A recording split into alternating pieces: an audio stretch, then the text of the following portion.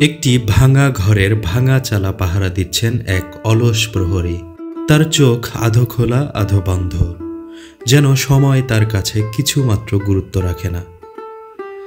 আমার গ্রামের পথে ঘুরে বেড়াতে অসম্ভব ভালো লাগে, কারণ পৃথিবীর সবচেয়ে সুখী মানুষ তারাই যারা গ্রামকে ভালোবাসে, যারা গ্রামে থাকে।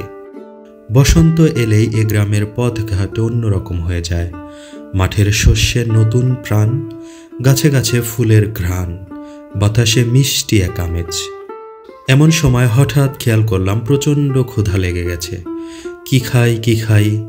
ঠিক তখনই পথ চলতে চলতে চোখে পড়ল এক কুল গাছের দিকে।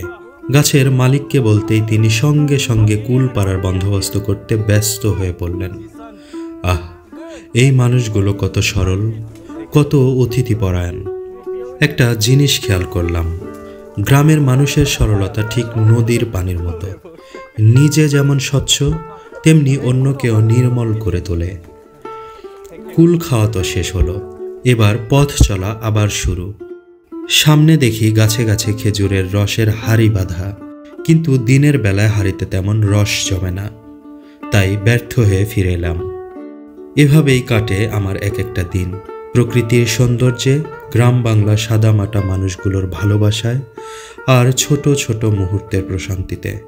আপনাদেরও মনের প্রশান্তি কামনা করে আজকের মতো শেষ করছি।